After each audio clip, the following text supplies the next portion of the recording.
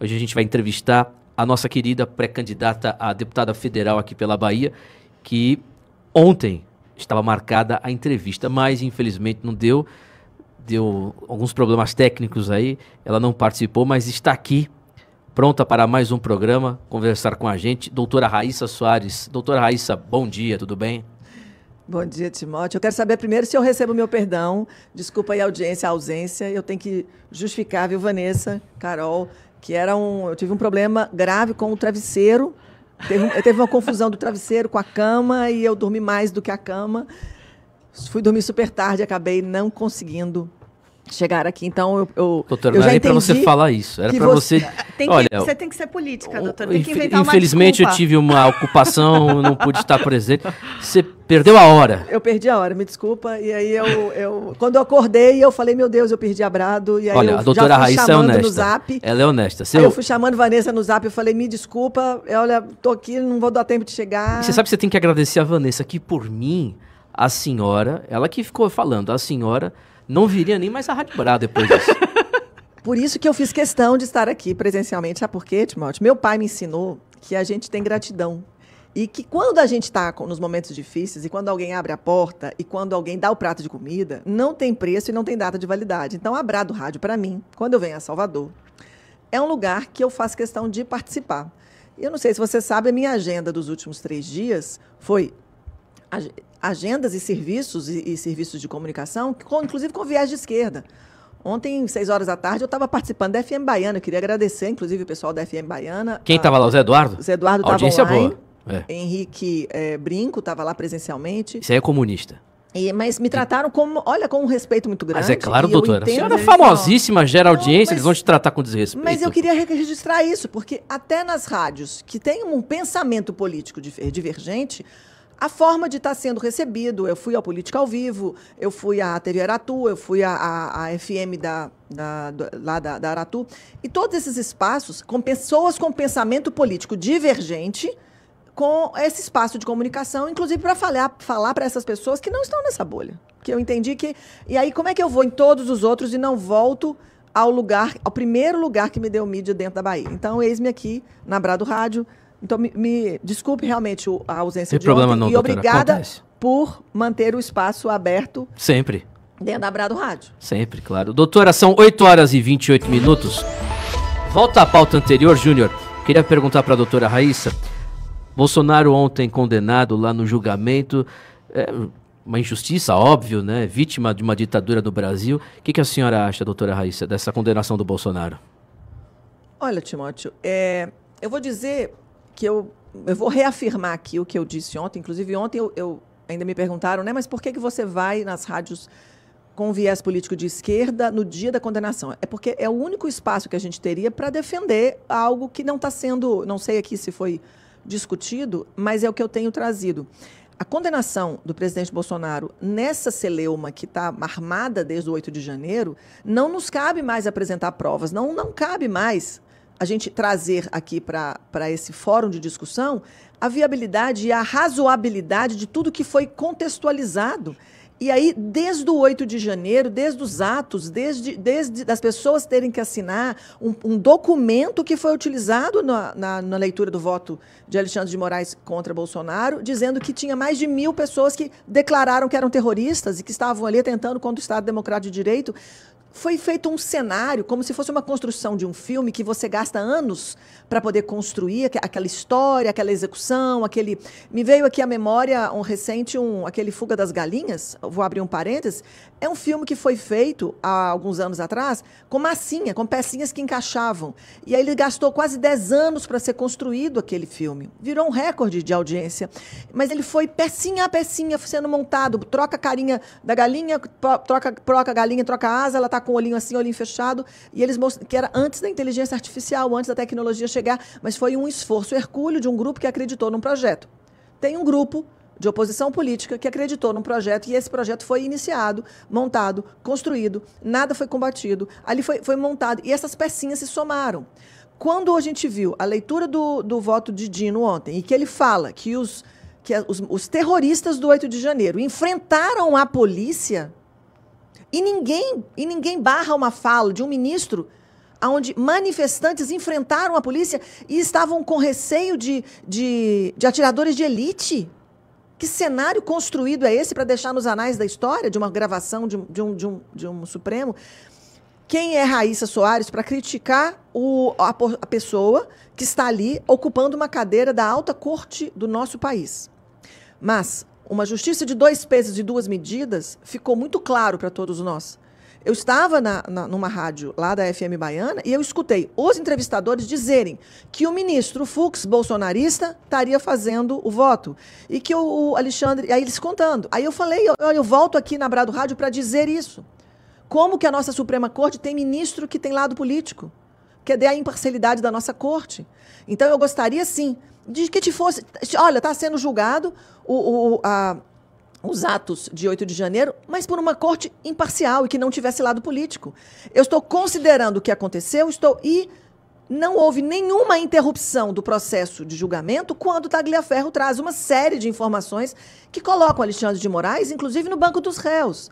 E aí, a próxima, por isso que, quando me perguntam o que eu acho desse julgamento, é que este cenário, essa cena, não tem como voltar atrás, porque as pecinhas foram muito bem montadas para que se chegasse nestes votos de condenação. O que nós estamos aguardando, e que eu espero, Carol, assim, quando você falou que o próximo passo é apenas o tempo, eu vou dizer que eu espero algo a mais. Porque se nós temos uma Suprema Corte que quer manter a sua idoneidade, que ele tem que tentar dizer para o mundo que nós temos uma corte que é idônea, nós temos uma corte que ela é imparcial, nós temos uma corte que defende a democracia desse país. E eu quero saber o que a corte vai fazer com novas informações, que é um depoimento que tem que ser ali computado do Tagliaferro, em que ele está trazendo o que aconteceu com Alexandre de Moraes. Então, corte brasileira, o que você vai fazer agora? Porque agora Alexandre de Moraes tem informações que são factuais. E aí, Alexandre de Moraes, e pós-julgamento de Alexandre de Moraes, nós vamos conseguir rever tudo isso que foi encenado? Cenas do próximo capítulo. O próximo capítulo, sem dizer, não vai ter absolutamente nada de resolução. Eu acho que só vai avançar, doutora. 8h33, a gente está aqui ao vivo com a doutora Raíssa Soares, que é pré-candidata a deputada federal aqui na Bahia. Doutora Raíssa, eu recebi aqui na produção, eu já fiz uma pauta também com algumas perguntas, e já queria adiantar e perguntar algumas coisas aqui para a senhora. E eu estava pensando na questão da saúde. A senhora tem dito nas entrevistas que a senhora deu agora recentemente de uma crise silenciosa na saúde do Brasil, nesse governo petista, e principalmente na Bahia. O que está acontecendo nessa... O que é essa crise silenciosa da saúde, doutora Raíssa? Na verdade, Timóteo, é uma boa pergunta para a gente poder alertar todo mundo e que às vezes está batendo na sua porta e você não percebeu. Nós tivemos várias justificativas dos nossos serviços de saúde, eles pararem na pandemia. Então, hoje, muitas pessoas que estão se vendo doentes têm uma justificativa de que porque ficou 2, 3 anos sem procurar atendimento médico. Só que os nossos serviços de saúde hoje não é nenhuma novidade de que eles estão superlotados. Agora, ter a rede suplementar, aquelas pessoas que inclusive dependem de plano de saúde, não dando conta de fazer a prestação de serviço porque elas estão sobrecarregadas com pessoas buscando exames e especialistas, é algo que desde dezembro de 24 eu tenho alertado. Planos de saúde que nunca fecharam no vermelho estão fechando no vermelho. Existem hoje pessoas buscando inúmeros e dezenas de médicos, dezenas de exames complementares para tentar resolver os seus sintomas e que passam, Timóteo, Vanessa, Carol, passam inclusive ainda o que nós vivemos em 2020, 2021, 2022 e continuamos vivendo.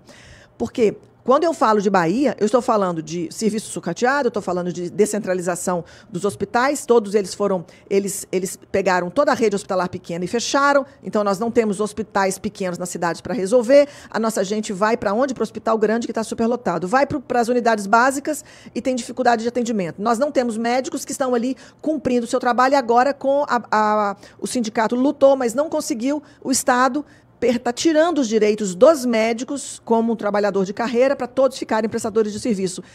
Aí, paralelo a isso, de ter um abandono da carreira médica, que naturalmente as pessoas elas vão se esvaindo, nós temos hoje o que me fez, inclusive, estar no Maranhão, Timóteo, em agosto, no 6º Congresso Brasileiro de Saúde Integrativa, e onde eu levei o que está acontecendo. E a World Council for Health, que é o Conselho Mundial pela Saúde, estava presente com 3 membros do Reino Unido. E esse grupo, que inclusive aconselho vocês a consultarem, só colocar Conselho Mundial pela Saúde, World Council for Health, você acessa e quando você vai lá no Google, pede para traduzir, você consegue ler a página deles em português. E o Conselho Mundial de Saúde hoje estuda em 45 países o que está acontecendo, que é o adoecimento pós-contato com a doença Covid, pós-contato com o imunizante Covid. Esse adoecimento está vindo de forma silenciosa e as pessoas estão sendo pegas de surpresa. As pessoas estão tendo... A gente já sabe que o sistema de VAERS, V-A-E-R-S, que é o sistema de vigilância americano de notificação de eventos colaterais, de vacinais, ele hoje tem um registro maior do que todas as vacinas somadas nos últimos 30 anos. Assustador esse dado. E aí, quando o VAERS, esse movimento de audiências públicas que eu fiz no sul do país, eu fui ao Paraná 2 vezes, e nós fizemos, de fevereiro a junho de 2025, 16 audiências públicas, a pedido dos pais. Por quê? Porque os pais estavam sendo coagidos, estão sendo pressionados judicialmente para vacinar seus filhos contra a Covid. Alguns pais se levantaram para não vacinar e a justiça começou a multá-los. Então, nós fomos ao sul do país, fizemos, inclusive, o Dr. Chris Flowers, que voltou agora no Maranhão pela 2ª vez no país. Ele é o autor daquele livro, The Pfizer Papers, que se você colocar aí no Amazon.com, você compra esse livro por $20, onde comprova o que aconteceu com o estudo da Pfizer que ela fez lá em 2020. E esse estudo, então, foi produzido por mais de 3 mil médicos. E é onde a Brado Plus, que eu fiz os vídeos da Brado Plus. Está disponível lá. Que está disponível na Brado Plus. Foram os documentos que eu contribuí na Brado Plus, que era uma análise deste livro, para que as pessoas pudessem... Aí nós fizemos ali 4 ou 5 vídeos longos, explicando e mostrando as fotos de material desse documento. Então, hoje nós estamos vivendo, Timóteo, número de pessoas adoecidas, especialmente com doenças já diagnosticadas e muitos sintomáticos que não acham nos seus exames as causas. E isso que eu chamo de crise de saúde silenciosa. É lamentável. Isso, 8h39. Doutora Raíssa, política. Como é que está a sua relação com o presidente do PL na Bahia, João Roma? A gente sabe que nos últimos anos a relação esteve muito estremecida. A imprensa, a gente falava isso aqui direto no programa. E eu gostaria de saber agora, a senhora é pré-candidata pelo PL, pelo partido dele, que ele preside aqui no estado. Como é que vai ser? A senhora já resolveu esse problema? Como é que está? Ótima pergunta, Timóteo. Na verdade, ficou notório, eu cheguei a estar nessa bancada aqui várias vezes e sempre falando sobre a minha percepção do PL Bahia.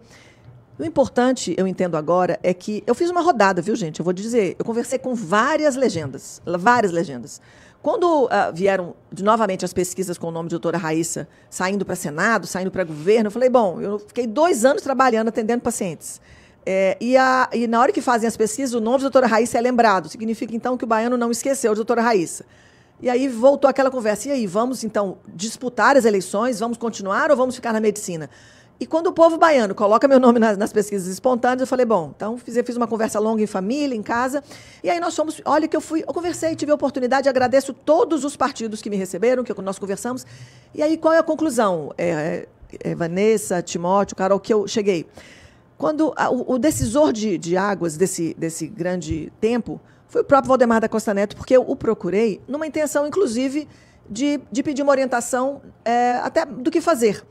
E Valdemar meio que pacificou esse contexto. E eu entendo que depois de recente, 2 dias atrás, eu tive 2 horas de conversa com o João Roma, em que nós entendemos o seguinte, é uma página virada, ele tem a forma de fazer a política dele, e eu entendi que cabe dentro dos partidos a forma de fazer. Eu continuo entendendo que ele tem uma forma de fazer, eu tenho outra forma de fazer, mas nós temos o mesmo projeto, que é tentar realmente crescer a direita dentro do Estado. Então, nessa bandeira branca, nós vamos lutar por uma direita baiana em que traz lucidez, que traz condição de fazer as pessoas enxergarem o que está acontecendo. E eu vou dizer, a minha linha é o que Bocão já conversou comigo em outras vezes, e eu até entendo que quando eu escuto isso de alguém de viés político de esquerda, é muito estratégico, sabe por quê? Não adianta a gente ser extremista. O extremo, ele gera divisão. Eu tenho que ter princípios e valores que eu não abro mão. Então, se em alguma pauta ou alguma discussão, para eu defender princípios e valores, eu vou usar de sabedoria. E aí nós vamos construir a política baiana nessa forma. E foi aí que Valdemar me fala, não, Eu até cheguei a questionar isso, viu, Timóteo, para Valdemar, e Valdemar disse, Raíssa, ele usou essa expressão comigo, João Roma é profissional, você será minha candidata de Bolsonaro, a minha candidata é você ser o padrinho político na Bahia. Pode ir tranquila. Eu já conversei com o João Roma, porque, para ficar claro, viu, gente, quando eu fiz aquele vídeo com o Valdemar, em respeito a João Roma, eu conversei primeiro com o Valdemar. Valdemar me propôs, falou, Raíssa, não saia do PL, fique conosco, eu vou conversar com o João Roma, volte aqui amanhã. Ele conversou com o João Roma e eu voltei no dia seguinte. Ele falou, olha, já conversei com o João Roma, já está alinhado, seja bem-vindo ao PL, vamos fazer a política. João Roma, quando nós chegamos e tivemos uma longa conversa, e ele falou, bem-vinda ao PL, novamente, vamos aí retomar e fazer o trabalho. E a senhora acredita que o partido PL aqui na Bahia fará quantos deputados federais? Olha, se a gente contar, é claro que o recall aí do meu 1 milhão de votos não me faz garantia de eleição. Né? Quem entra numa eleição e achando que está eleito porque teve um número de votos, a gente pode olhar vários exemplos baianos que tiveram muitos votos e que na eleição seguinte essa realidade é outra. Então, é outra eleição, é outra lógica. Mas nós sabemos que o PL hoje tem 3 e o próprio João Gabacelar, ele não vai sair do PL, pelo que eu tive de notícias. Não vai sair? Pelo que eu fiquei sabendo. Isso é bomba, então. Então, ele vai permanecer no PL, porque aí a gente tem que entender, e aí eu confesso, Timóteo, Vanessa e Carol, que o meu sonho político era ter um partido puro sangue. Aí eu acabei de escutar isso de um taxista, que me trouxe aqui, quando nós conversávamos sobre isso. Aí ele me usou a expressão assim, ô doutora, puro sangue só o PT. E aí eu gostei dessa frase, viu, taxista? Tô usando a sua frase aqui. Hoje não tem. Já falei isso muitas vezes aqui nessa bancada. Porque o puro sangue, então pronto, olha, porque lá eles realmente convergem para um raciocínio único. Nos demais partidos, a gente vai ter pessoas diferentes que vão pensar diferente, mas que se a gente tiver com o ideal lá na frente, mudar esse cenário de construir uma política que vai defender pessoas, porque, olha, Timóteo, o que me motiva, e eu vou dizer isso aqui para quem está nos escutando, os bradistas, o que me motiva a voltar numa eleição é dizer apenas o seguinte, a política pública, ela existe para ajudar pessoas, ela existe na sua essência para mudar a vida de pessoas, para influenciar e naquele território ser voz de quem não consegue. Isso não pode ser utopia. Que se for utopia, então, eu estou fora das eleições de 26. Eu continuo acreditando que estar num pleito político, estar numa cadeira legislativa, é para mudar cenários e defender princípios. Eu vou fazer isso por uma causa. Aí isso me motiva. Porque eu sou movida por propósito. Se eu não tiver propósito ideal de atingir e abençoar vidas, aperfeiçoar vidas, eu não vou cumprir aquilo que eu acredito que é meu princípio cristão. De aonde eu estou, eu faço o lugar ficar melhor. E assim é por onde eu passo. Doutora, a senhora disse uma bomba. Quer dizer que o Jonga vai ficar no PL. Então eu acho que, milagrosamente... Vai sair, não é, não? Ele vai sair ou ficar? Ficar. Não, ela mas disse que ele vai ficar no PL. Eu PL. estou entendendo que a minha entrada, a minha decisão como, de estar ali na bancada, na nominata como federal, fez o próprio Jonga, que falava em sair, entendendo que a chance do partido fazer mais federais é maior, e ele, a princípio, não vai sair. Foi uma conversa com o João Roma que ele falou, inclusive, Jonga entendeu que você vai entrar e vai aumentar o número de votação, então é mais fácil para ele ir para a reeleição no PL. Foi a conversa, inclusive, que aconteceu. Sendo assim, muito transparente aqui com o coletivo, com a própria imprensa aqui de vocês. Alguém vai ficar de fora desses aí. Eu acho que não é a doutora Raíssa. Então é Jonga, que é federal hoje, a Roberta Roma e o Alden. Agora a gente vai ter candidatos de grande, são vários candidatos, mas candidatos com força, a doutora Raíssa, a Roberta Roma, Leandro de Jesus. Se ele não desistir. E o João Gabacelar, que tem um voto, daquele voto tradicional, lá do interior, lá de um bocado de cidade. Então não sei se o PL vai conseguir ter muito voto assim para fazer mais do que 5 cadeiras, acho que faz 4, porque tem 3 hoje. Eu acho que vai fazer mais uma cadeira, viu? Eu acho que alguém dos deputados federais atuais vai rodar, mas isso não é assunto para agora, a gente comenta depois. 8h47, Vanessa Moreira. Primeiro, dizer que é um prazer ter a doutora Raíssa aqui, como sempre, né? Parabenizar também, doutora, a sua performance aí com os esquerdistas, os entrevistadores de esquerda, né? Que você se submeteu em uma semana muito difícil, a semana da condenação aí do Bolsonaro, e também que, por óbvio, repercute com todos esses que estão presos ainda. É muito triste o que a gente assiste no nosso país, o avanço do judiciário. Mas parabenizar, né, sua performance e principalmente a sua retidão de vir aqui a Brado, porque eu acho que é isso que um político precisa fazer, conversar com todos, e principalmente um político que se diz de direita, vir aqui é muito importante para ser indagado, né, por diversas questões. E eu vou alfinetar um pouco aqui a entrevista. A gente está diante de um cenário agora um pouco preocupante. Temos uma bancada de direita, entre aspas, aí no Congresso Nacional, que entrou através do PL, bolsonarismo, e enfim, que estamos vendo um possível ensaio diante da condenação do Bolsonaro de ir contra que não é anistia, esse nome é errado, a revisão de pena dos presos políticos do 8 de janeiro, eu falo da linha de frente, do povo que foi na frente, né?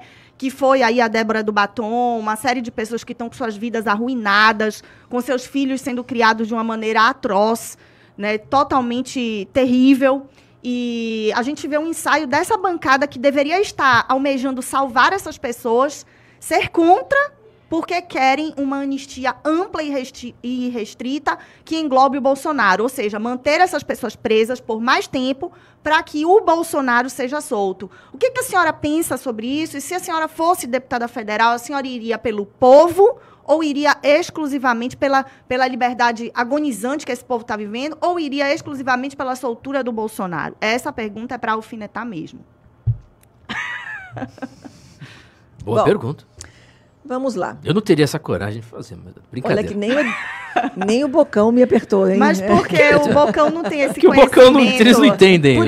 Por isso que os deputados que eu te convido, inclusive mais uma vez aqui, João Roma, Roberta Roma, Leandro de Jesus, apesar das desavenças, venham aqui. Vocês não defendem com força aquilo? Venham aqui, sentem aqui, como a doutora Raíssa Soares faz. Gostaria de vocês aqui, né?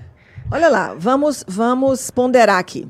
Olha, é uma pergunta, sem dúvida nenhuma, muito difícil e real, porque se eu estou deputada federal, isso vai ser discutido.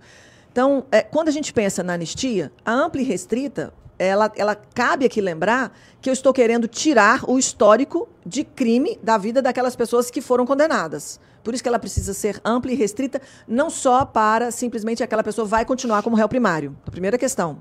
Segundo, se eu considerar que quando eu estou no cenário de um congresso, e aí eu tenho que validar o que foi considerado o 8 de janeiro, se a gente... E aí por isso que cabe no direito, tudo que a gente está dizendo é interpretação. O direito, ele é alguns artigos do Código, da Constituição, onde tem lei, você tem interpretação, e é isso que o Supremo vai utilizando para poder condenar ou para mudar A ou B. Então, ele interpreta e muda cenários. Quando eu estou falando em 8 de janeiro, quem é o grupo que foi prejudicado no 8 de janeiro? Qual é o maior alvo do 8 de janeiro? O 8 de janeiro foi montado para atingir Bolsonaro. Ele foi a historinha do filme da galinha. Tudo foi arquitetado para que Bolsonaro fosse preso. Muito bem. Está agora com a condenação feita porque o próprio Supremo, com o mecanismo jurídico, ele foi ali, e dando voto com leituras de 5 horas, leitura de não sei quantas horas, contando desde 2018 as falas para poder sustentar por que ele está condenado pelo 8 de janeiro. Então, Bolsonaro hoje se tornou réu de um judiciário político. Ponto. Quando nós estamos falando em buscar a anistia, como teve lá em 79, desde a lei da anistia, que anistiou os próprios da esquerda, que mataram, que soltaram bomba, essas pessoas todas foram anistiadas. Isso é passível, inclusive, de discussão. Tem discussões na Câmara, porque nessa lei da anistia, aqueles que cometeram verdadeiros crimes são soltos. Então, isso é uma discussão hoje. Se eu estou deputada federal e eu tenho que votar pela soltura daquelas vítimas do 8 de janeiro, ou se na condição de ou votamos tudo ou não votamos nada, qual é o meu pensamento? Gente, tem pessoas que estão hoje com a vida destruída há 2 anos, na verdade, aquilo aconteceu em 23. Tem pessoas que, olha, eu estou recebendo, depois que eu voltei à cena política, eu estou recebendo no meu zap pessoas me pedindo ajuda que estão absolutamente abandonadas. Elas tiveram a ficha, como tem ficha criminal, não conseguem emprego. Tem famílias destroçadas, 4 vítimas morreram. A Clesão morreu dentro da prisão, outras 3 morreram fora. Depoimentos, quem não assistiu, vá no canal da Cristina Grêmio e assista a super live que aconteceu, que durou 4 horas, onde pessoas que foram envolvidas no 8 de janeiro estavam ali como pessoas contando a história. Uma guria, ela contou ali que o tacógrafo do ônibus mostrou que na hora dos atos de 8 de janeiro ela estava na estrada. E mesmo assim ela foi presa 4 meses e ficou 2 anos de tornozeleira. Então, daí que a gente volta naquela cena da criação da história da fuga das galinhas para eu chegar no produto final.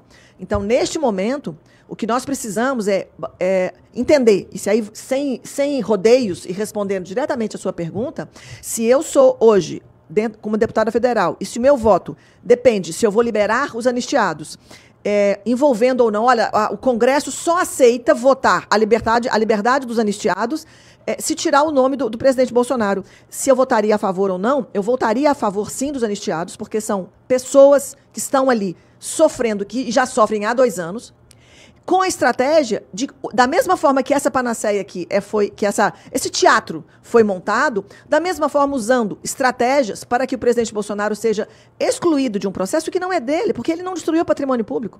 O presidente Bolsonaro não destruiu o patrimônio tombado.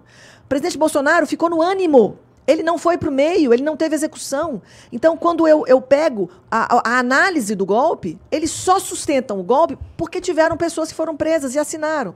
Então, tudo isso é um grande cerco armado para que o único atingido fosse ele. Só que resvalou em mais de 1.400 pessoas.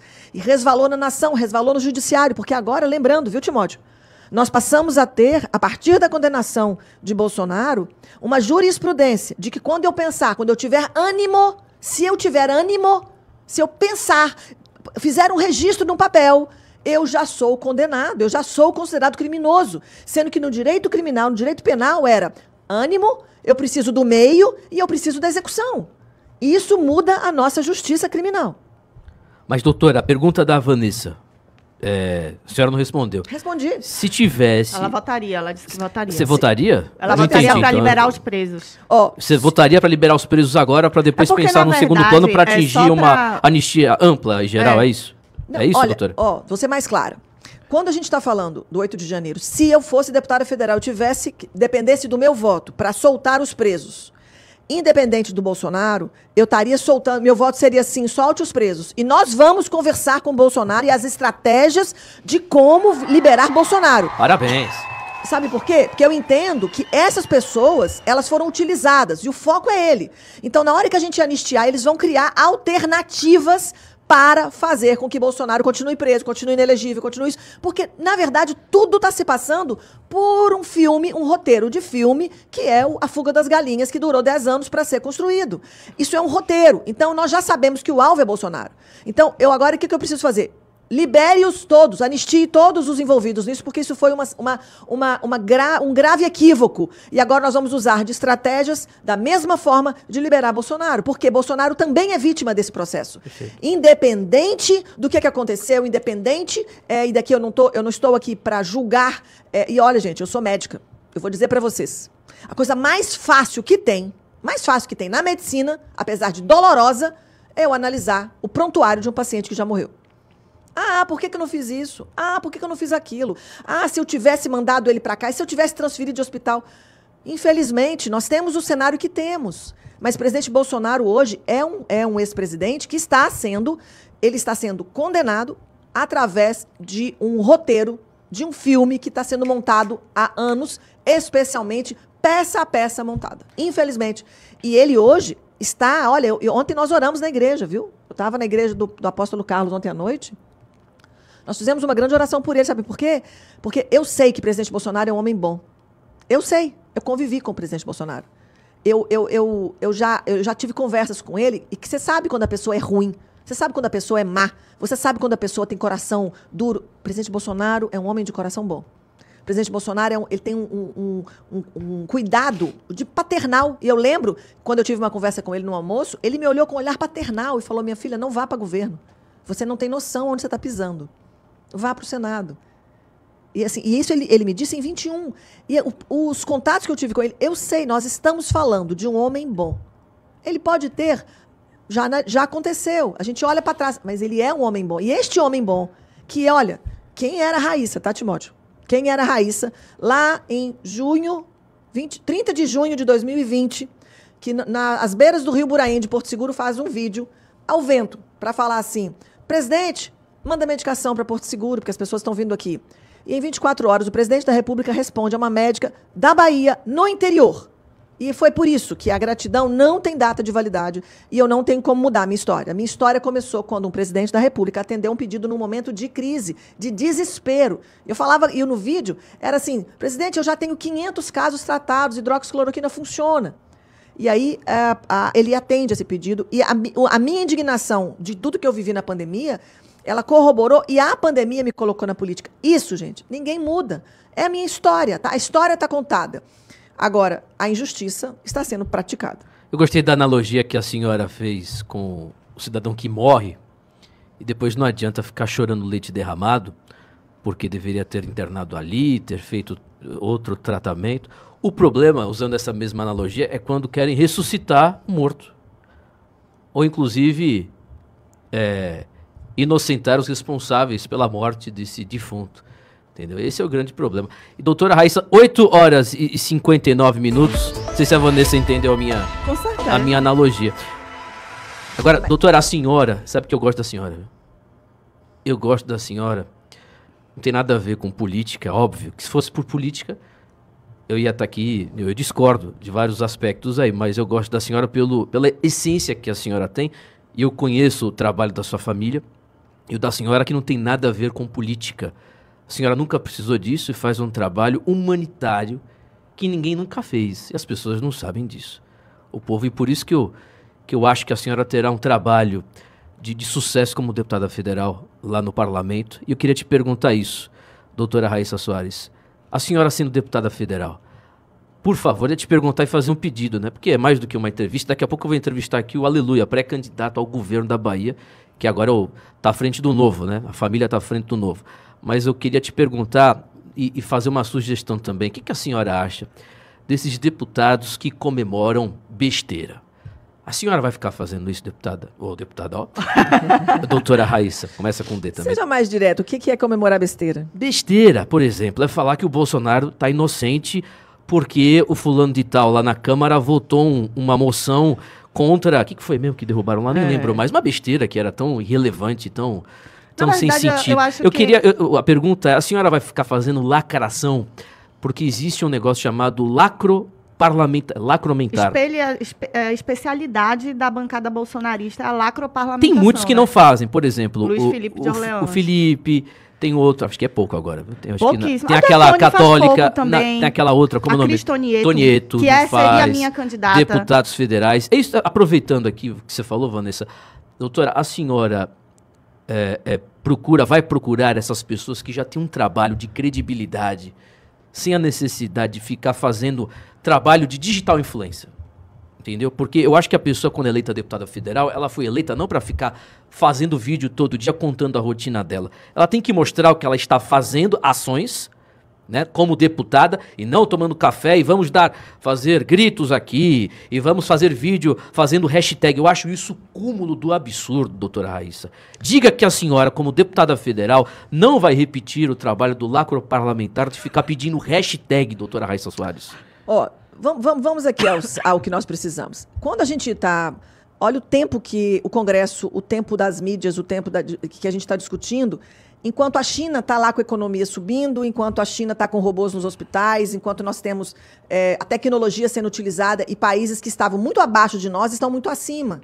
E eu não estou comparando China com o regime comunista, não. Eu estou dizendo que quando as pessoas estão focadas em avançar o seu país, a sua região, está se investindo em informação e não está se perdendo tempo com o que não chega a lugar nenhum. Então, agora que eu entendi o que é na sua expressão.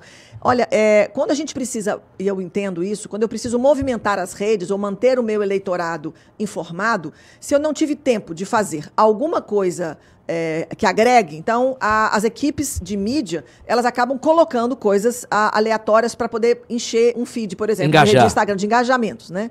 Então, até as minhas páginas hoje, o que eu penso? O que eu realmente acredito e o que eu tenho de intenção?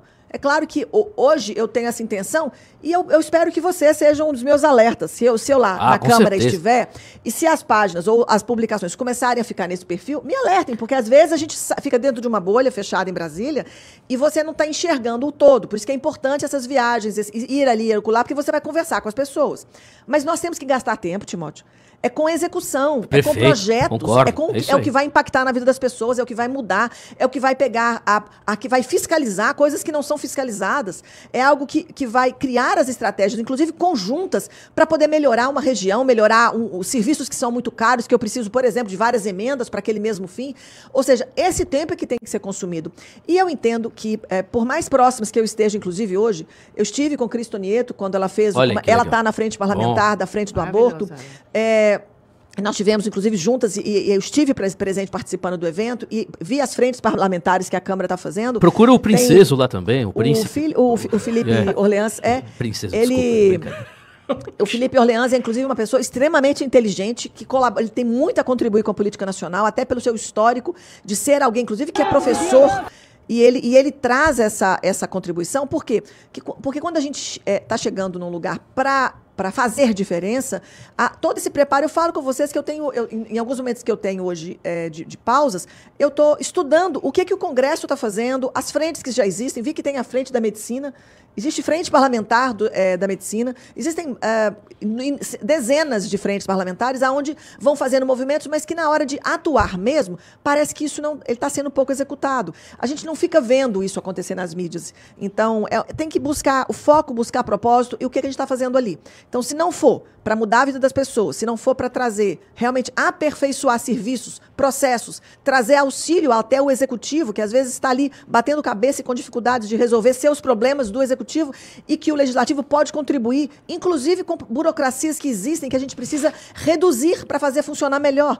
Colocaram muitas burocracias dentro do serviço público, muito para tentar desviar a corrupção, mas o que acontece é que eles acham meios para corromper. Então, nós precisamos discutir. Teve uma discussão grande, ampla sobre financiamento do SUS e que não avançou. E eu perguntei para um deputado constituinte que participou dessa época, em que queria mudar o orçamento, que durou 10 anos, não teve vontade política de, por exemplo, aumentar o financiamento do SUS. Mas são políticas que a gente tem que discutir e fazer uma bancada para que aconteça. Senão a gente fica discutindo as mesmas coisas sempre e não sai do lugar. É o que está acontecendo hoje. Outro cara bom, Van Hatten. Cara bom para a senhora chegar lá junto dele. Van Hatten vem a senador, eu acredito que ele leva o Senado. É verdade, ele vai pro Senado lá no Rio Grande do Sul. Ele é um nome importante. O Ricardo Salles, que também é um nome muito... Salles é bom. Muito ponderado, muito pé no chão, mas também vai estar vindo para o Senado.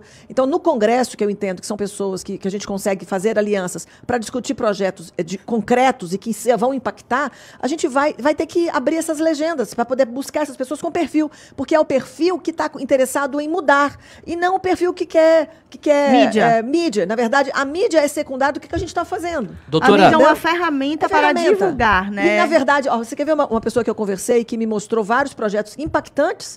Eu fiquei surpresa. A Renata Abreu. Renata Abreu tem no seu movimento, quando ela colocou algumas coisas relacionadas ao projeto, e quando eu tive com ela, ela falou assim, olha, eu até perguntei, mas o Podemos não tem um viés de esquerda? Ela me mostrou alguns projetos. E projetos que são benéficos à nação. Doutora, 9h08. O João Roma, eu recebi informação em abril desse ano, que já está certo que uma vaga é dele no Senado lá do Assemineto. Mas ele está dando entrevista aí, dizendo que ainda não resolveu, acho que é tudo conversa fiada. Eu queria perguntar para a senhora, ele é candidato a governador? Eu acredito que não. A senhora vai falar também que a senhora sabe. Mas, não sendo candidato, como é que a senhora avalia o nome do pré-candidato Aleluia Pai ao governo da Bahia e do Assemineto, doutora Raíssa Soares? Olha, pelo que eu saiba, nessa conversa que eu tive com Roma, não tem nada definido realmente. Porque tem que definir a legenda presidencial. A partir da legenda presidencial, vai se constituir, inclusive, para que a gente saiba que a ACM, ele vindo a governo, e que ele vai ter suas definições de apoio. Porque nas eleições de 22 ficou muito claro que o não apoiar Bolsonaro ficou naquele meio turno, no meio do caminho, sem apoio presidencial, até que ponto isso trouxe prejuízos. Então, não tem definição. Então, hoje eu saiba, com tudo que eu estou conversando, não tem definição de nome de vice, do próprio grupo de ACM, não tem definição. O João Roma está A senhora foi cotada como vice também do ACM Neto? Não cheguei a fazer nenhuma Não, conversa mas a imprensa. respeito. A imprensa sugeriu sim. o nome nos bastidores. Então, nesse momento, eu acho que é momento de construção, é momento de todo mundo estar aí se colocando, se posicionando, para que o eleitorado enxergue essas pessoas. Porque o que é importante numa eleição, gente? Nós precisamos, acho que é importante eu vou falar o óbvio aqui, mas nós precisamos fazer pessoas saírem daquela zona do voto nulo e voto zero. Porque nós precisamos chegar no coração dessas pessoas, que possivelmente não é o grupo que está assistindo a Brado Rádio. Porque o grupo que está assistindo a Brado Rádio está ali assistindo, está ali querendo saber o que está acontecendo, quer opinião.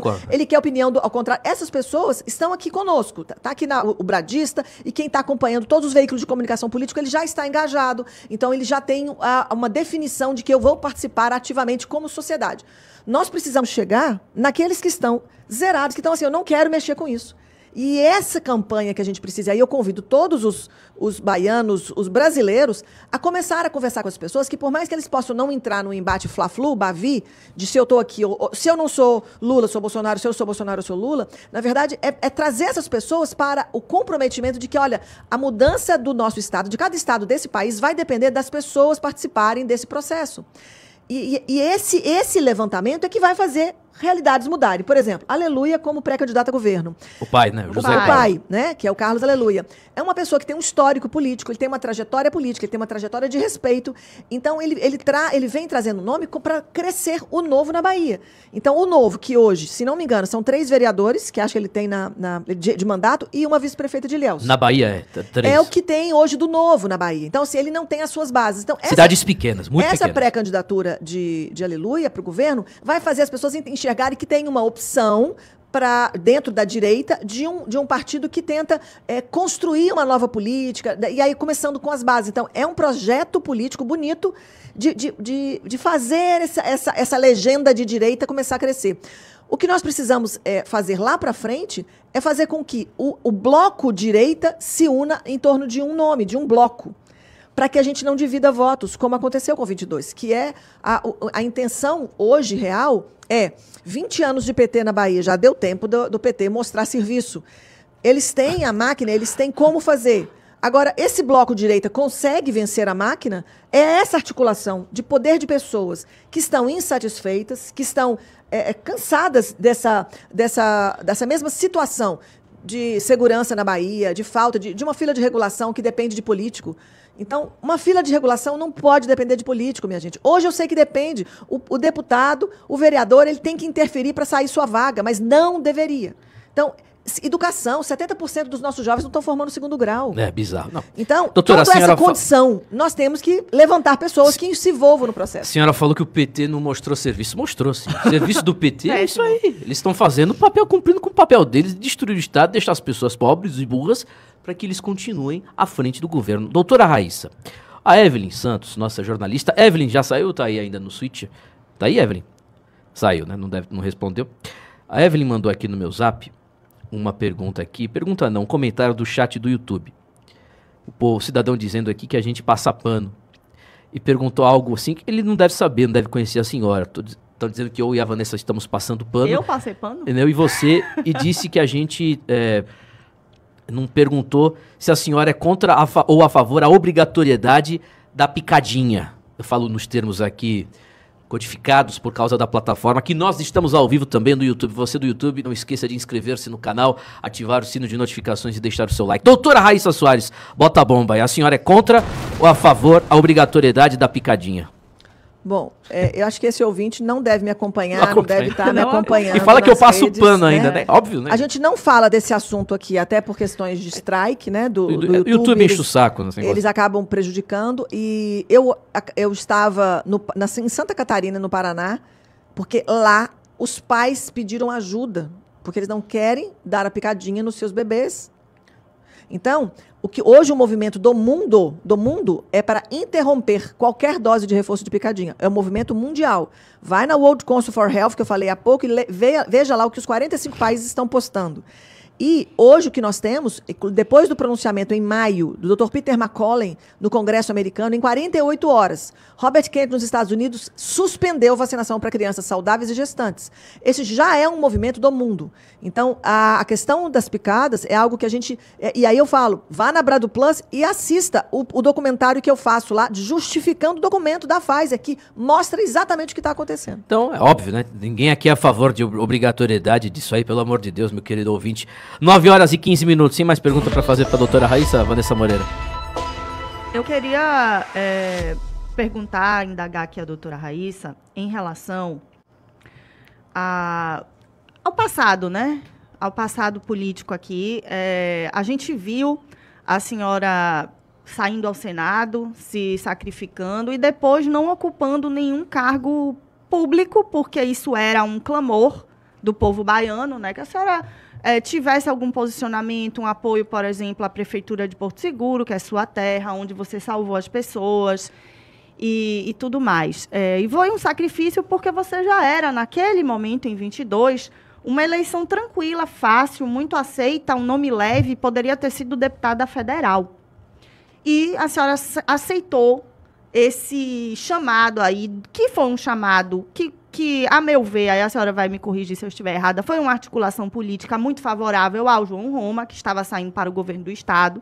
E a senhora foi para o sacrifício ali, compor essa chapa do Senado. Teve muito mais sucesso que o João Roma na eleição, como senadora, ele como governador. Mas eu queria saber se a senhora se arrepende de ter saído ao Senado ou se a senhora cumpriu realmente um papel, entende que aquilo foi um momento, e hoje a senhora tem uma eleição um pouco mais difícil pela frente. É por isso que eu penso, assim, eu gostaria da pergunta sincera, os ouvintes aí dizendo que eu passo o pano, a doutora Raíssa... Só foi um ouvinte só, que a Evelyn manda só as críticas. Pois é, doutora Raíssa, que é minha amiga, eu acho que eu estou fazendo as perguntas mais cabulosas aqui a ela, né? Então, eu queria saber se existe esse arrependimento ou se a senhora acha que foi, de fato, um momento, né? E como é que a senhora lida com essa situação do passado aí? Vanessa, de verdade, eu vou dizer que é página virada, sabe? Porque aquele momento, eu nunca tinha vivido uma eleição na minha vida. E eu entendo que eu ocupei um lugar e todo mundo me atacou, me falou que era, né, assim, várias críticas em relação a entrar nesse pleito. E eu já disse isso em vários momentos, falava isso na época e reativo aqui. Naquela época, eu encontrei, inclusive, com um servidor de esquerda, na Alba. Na Alba não, estava no shopping. Saindo do shopping, é um servidor de esquerda, e olhou para mim e falou assim, você perdeu a chance de ser deputada federal. O petista. Certíssimo ele, Certíssimo. Leitura da política. Aí eu olhei para ele e falei assim, eu perdi a chance, mas eu ganhei espaço político no estado da Bahia, que passou a conhecer a doutora Raíssa Soares, que tinha se levantado para tratar vidas em Porto Seguro.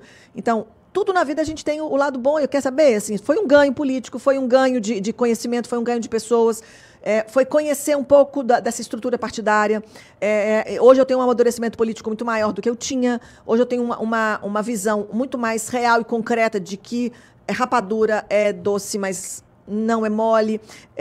Talvez lá atrás eu estava muito mais visionário ou utópica para ser uma deputada federal e que não tivesse uma crítica de falar, opa, peraí, vamos ponderar, vamos nas reuniões que acontecem antes das votações, inclusive influenciar um grupo, uma legenda, para não ir por um caminho aqui e por outro caminho, ou seja, ser uma voz com conhecimento de causa para fazer diferença, senão é como se eu sou mais uma dentro dos 500 e tantos deputados ali dentro do Congresso.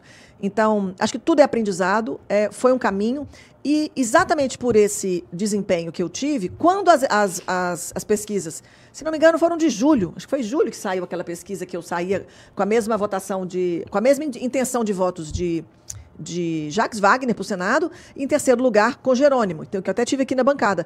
Entendam, é o povo baiano dizendo que não esqueceu o nome de Raíssa. Eu fui agora no 7 de setembro, e eu fiquei assim, feliz de ver as pessoas no 7 de setembro e me abraçando. E tinha uns que chegavam perto de mim apenas para falar assim, doutora Raíssa, eu só queria te dar um abraço.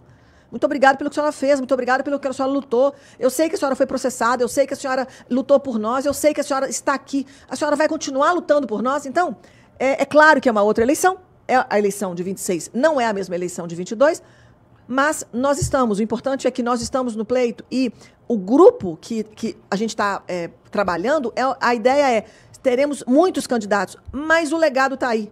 E aí a gente vai continuar cuidando. E a intenção é única, é continuar cuidando, levando e facilitando a vida das pessoas. Essa vai ser a minha maior missão. É projeto para facilitar a vida das pessoas, vamos juntos, nós vamos estar agregando e trazendo ideias para poder fazer acontecer. 9h20. Doutora Raíssa Soares, para terminar, quem serão os seus pré-candidatos a deputado estadual no ano que vem?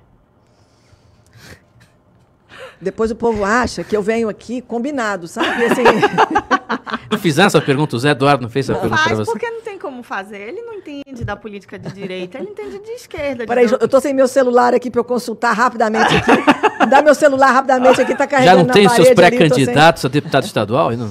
Bom,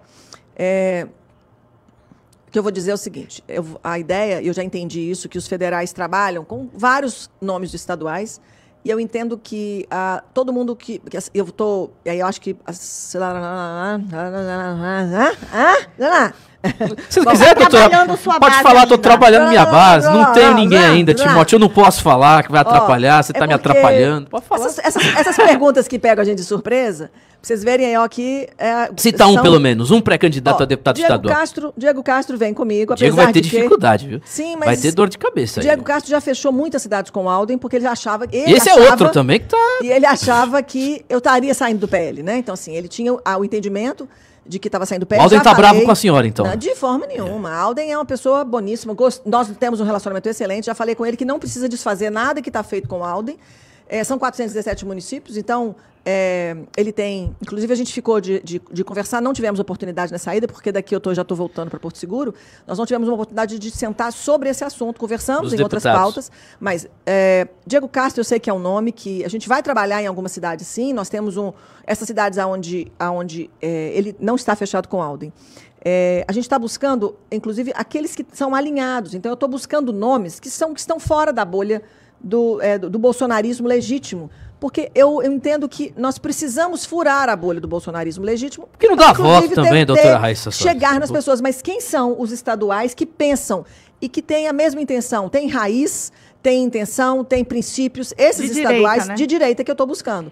Eu não tenho essa base fechada, sabe, Timóteo? Eu vou dizer para você que Geraldo tem me ajudado nessas conversas. Eu fiquei sabendo que o capitão Alden perdeu os cabelos, preocupado quando a senhora disse eu vou ficar no PL. Ele colocou os cabelos. Ele colocou de volta. Não. Tinha Capitão caído Alden, tudo. Pode parar. Capitão Alden é nosso. Capitão Alden é um amigo. Capitão Alden, ó, já falei que... Inclusive nós fizemos... Não estou dizendo que ele é ruim. Estou dizendo, doutor Raíssa, na conta política, o voto de opinião na Bahia... Eu vou explicar para as pessoas que não entendem.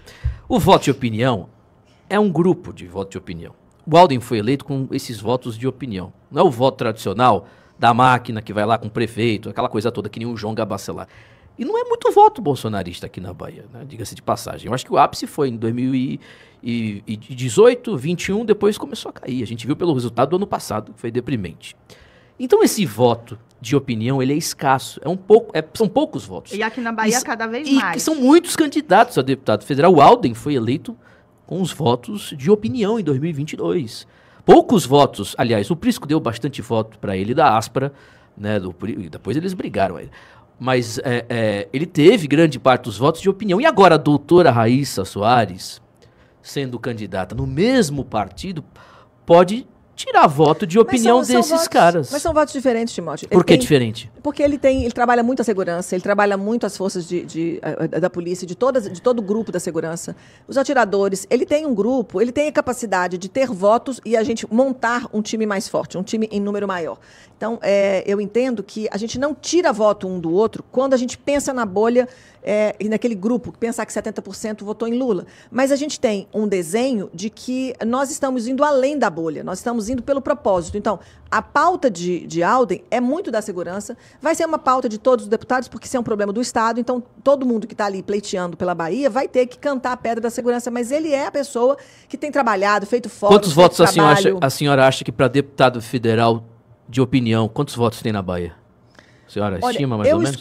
Eu escutei pessoas falando na casa de 300 mil votos. Então, é muito pouco. Sim, mas... Eu tenho quem disse, isso é uma pessoa bastante realista. Sim.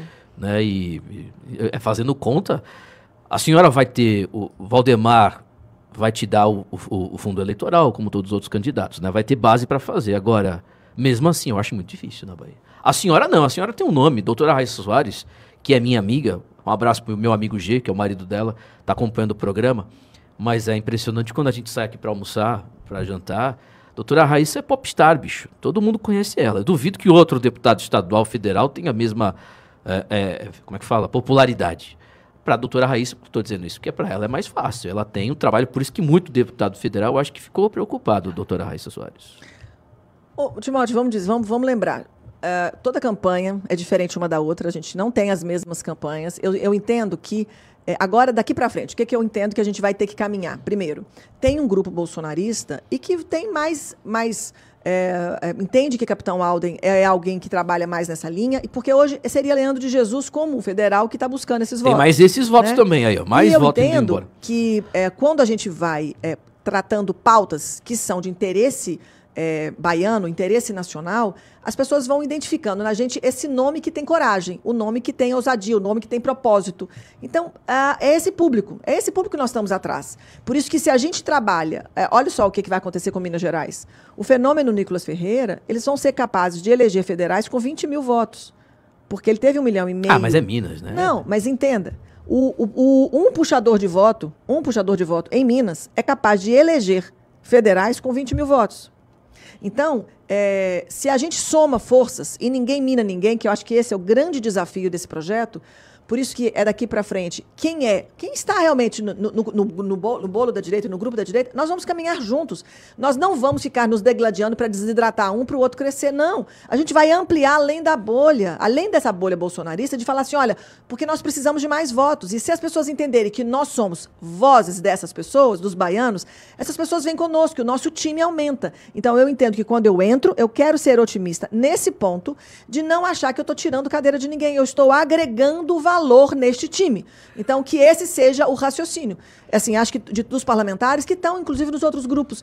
Porque a gente sabe que eleição é viabilidade de voto. Então, que somemos forças para esse grande bloco trazer mais legenda e que o PL Bahia possa, nas eleições de 26, fazer mais federais na bancada. Acho que essa é a grande missão. É uma missão que eu sei que é difícil. Ela não está uma eleição ganha e não está uma eleição fácil. Especialmente porque a gente ainda está em momento de indefinição presidencial, indefinição de governo, de Senado, dos nossos vices.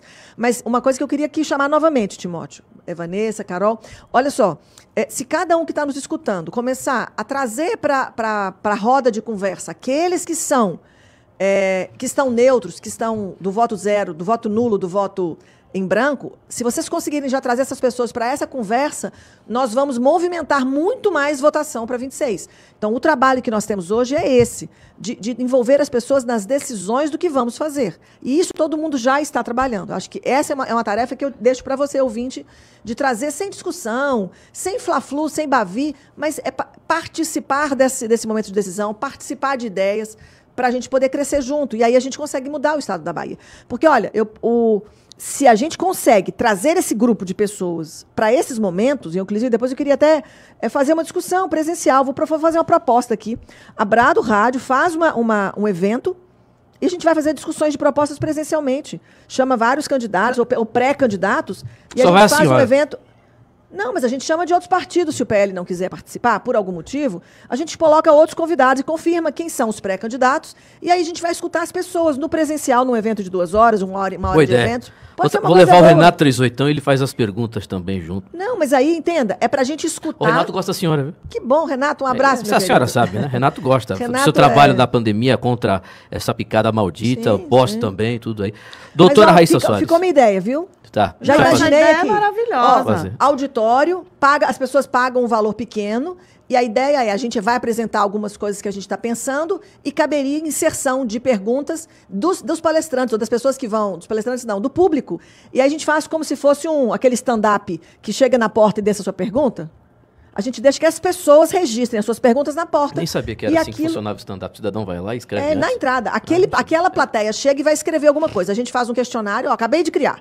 A gente faz um questionário na entrada de quem vai. A pessoa vai ter um custo, paga para poder bancar ali as estruturas. A pessoa faz o questionário, faz a sua pergunta. Essa pergunta vai ser retirada da caixinha, põe pessoas para sentar e a gente vai responder e debater. E ali pode ser um movimento de dinâmica em que a Brado Rádio movimenta o cidadão baiano que quer participar da política. Doutora Raíssa Soares, são 9 horas e 30 minutos. Muito obrigado. Muito obrigado pela sua participação. Se a senhora tivesse vindo ontem, essas perguntas não seriam feitas. Essas perguntas mais, como disse a Vanessa, cabulosas. A gente teria feito perguntas assim, doutora, que nem eu, acho que o outro. Se a senhora for deputada, o que a senhora vai fazer? Doutora Raíssa, o Covid, o Bolsonaro deu golpe ou não, aquelas obviedades. Mas na Brado, tô brincando, óbvio, na Brado a gente faz a pergunta que os outros não fazem, porque aqui é a voz do povo real que não tem camada ideológica, doutora Raíssa Soares. Muito obrigada, Timóteo, Vanessa, Carol. Transmito meu abraço ao Geraldo Soares. Eu queria novamente me desculpar pela ausência de ontem, mas sempre agradecer. É sempre muito bom para mim estar aqui, gente. Aqui tem uma história que começou comigo em 2020. Foi um dos primeiros lugares, os primeiros meios de comunicação que abriram as portas para que eu pudesse falar daquilo que eu vivia lá em Porto Seguro. E a Brado Rádio nos ajudou muito, inclusive, a divulgar o protocolo, divulgar o que estava acontecendo na época. Assim, na verdade é isso. Eu defendo liberdade. Liberdade é te dar o lugar para onde você está. E é importante que, como mentalidade cristã, a gente sempre vai mudar aonde a gente senta, mudar onde a gente passa. Então, aonde a gente passa, as coisas vão se tornando com uma frequência melhor. E aí eu sempre digo isso, assim, eu aprendi esse termo, viu? Eu vou depois pegar uma aula e vou transmitir para vocês, assim, no particular. Existe hoje a frequência das emoções medidas pela neurociência. Então, é frequência como hertz. Eles mediram as emoções por hertz. E é chamado frequência, a neurociência aí falando de frequência, por isso que algumas músicas te deixam mais calmo. Saul ficava nervoso e o rei Davi tocava uma harpa e aquilo trazia calma ao espírito de Saul. O próprio louvor em Salmos fala que nós somos feitos para louvar o Senhor. Então, a frequência das músicas, que são angelicais, aquelas músicas serenas, elas mudam a rotação do pensamento rápido, do pensamento negativo. Então, a gente precisa fazer a frequência dos lugares por onde a gente passa ficar sempre melhor. Então, que a sua frequência hoje fique boa na bênção do Senhor. Muito obrigado por esse espaço. Estou voltando para casa. Gê, estou chegando em casa. Davi, mamãe está chegando. Beijo. Cauane, beijo. Pedro, Marcelo.